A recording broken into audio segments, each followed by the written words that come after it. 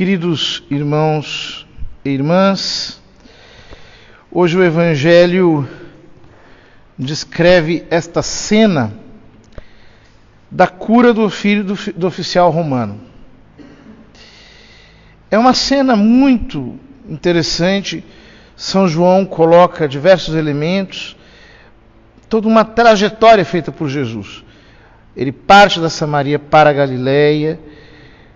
Depois, ali na Galileia, São João diz que o próprio Jesus havia dito que um profeta não é bem aceito em sua casa. Depois, ele volta para Caná e ali, em Caná da Galileia, chega um oficial do exército romano, um funcionário do rei, e vem pedir para que ele vá curar o seu filho. Ora, o filho estava em Cafarnaum. Cafarnaum é o lugar em que Jesus passou a maior parte do seu ministério. Praticamente todo o seu ministério ele passou em Cafarnaum. Era a base da qual Jesus partia em missão.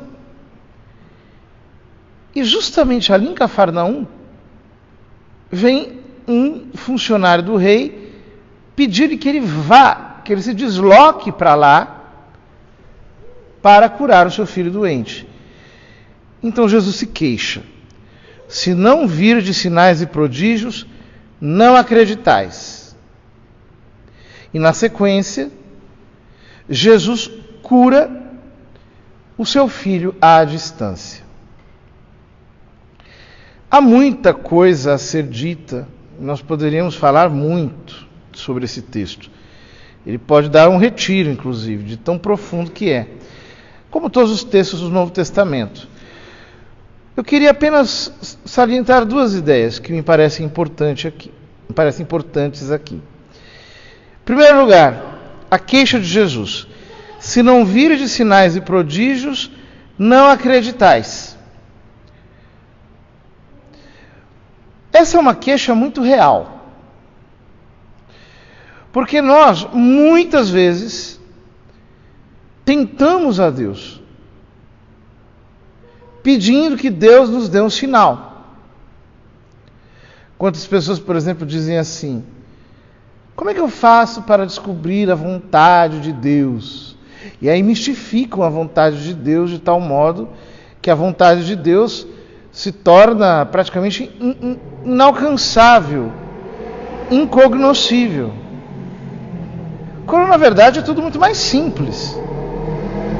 Olha para as circunstâncias. Olha para a realidade. A vontade de Deus está expressa, em primeiro lugar, na sua palavra. Deus, por exemplo, quer que a gente cumpra os 10 mandamentos. Isso é a vontade de Deus. Deus quer que nós nos santifiquemos de acordo com a nossa condição, de acordo com o nosso chamado.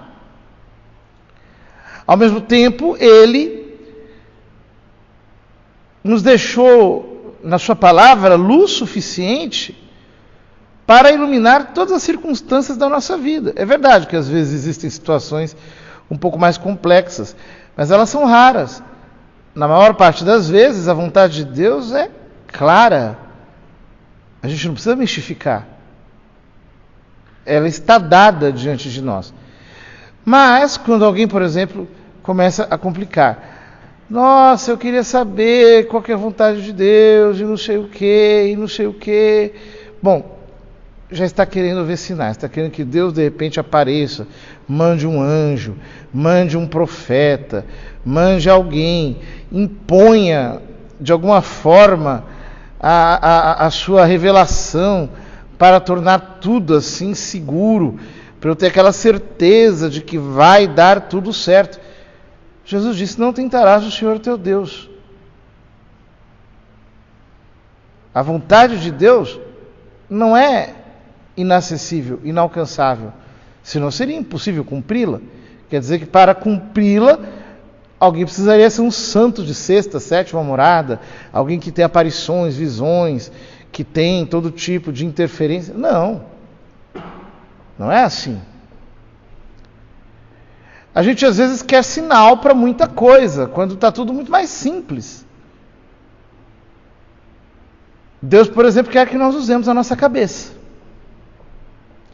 As pessoas não gostam de usar a cabeça. Todos os dias me fazem perguntas sobre coisas óbvias. Sexta-feira mesmo, solenidade da Anunciação do Senhor e sexta-feira da Quaresma. Um rapaz me perguntou: padre, precisa fazer hoje abstinência de carne? Eu perguntei: o que diz a lei? Ele disse que não precisa. Eu disse: então por que você me pergunta? É simples. Eu sei por que pergunta. Pergunta porque tem a necessidade de que alguém diga, que alguém fale, que alguém manifeste para ele verbalmente. Ou seja, não quer usar a cabeça que Deus lhe deu. Está se entregando a um tipo de dúvida mórbida, desnecessária.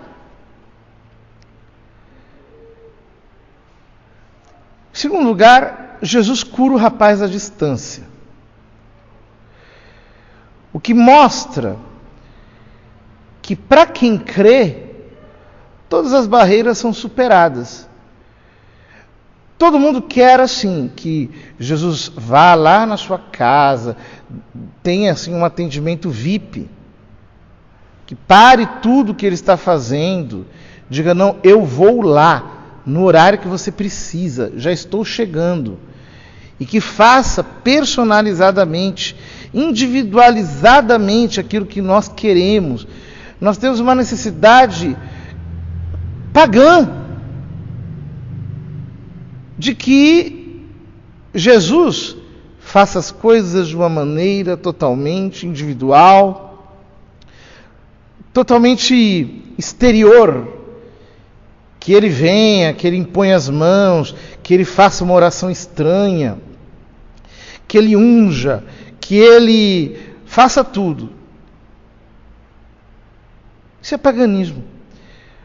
Ontem mesmo encerrávamos o Círculo de Jericó na paróquia. Depois de tudo aquilo, pregação, oração, adoração, aquele negócio todo, ensino, e eu falando: olha, diga, entrega a sua doença a Jesus, você não tem isso, passa para Ele, troca isso pela cura dele, e tal, e tal, e tal. Quando termina tudo, aquele alvoroço, gente tirando o banco da igreja, aquela coisa toda, chega uma senhora e me fala: padre, eu estou com uma diabetes desgraçada, e eu estou com o meu pé aqui que está com uma ferida, não sei o quê. O senhor não podia me dar uma bênção? Eu falei: minha filha, eu só fiz isso até agora, eu só dei bênção. Foi uma noite inteira de bênção, está querendo mais o quê? Por que precisa ainda disso? Você não entendeu, não creu ainda, não acreditou?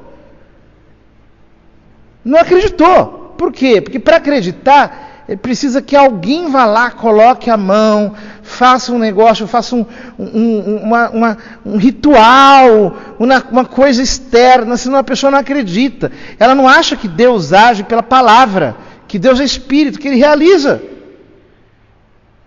Então, precisa fazer uma cenografia para valer. Ela não precisa de Deus, ela precisa de magia, ela quer um bruxo. Muitas vezes nós somos cheios disso.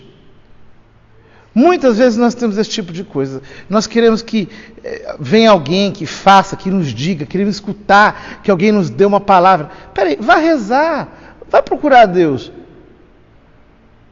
Deus vai falar com você. Ele vai trazer luz para o seu entendimento. Do modo mais ordinário, mais normal possível. Não é necessário que haja todo um tratamento VIP para cada cristão, Porque esse tratamento VIP já é dado pelo Espírito Santo que reside nas nossas almas.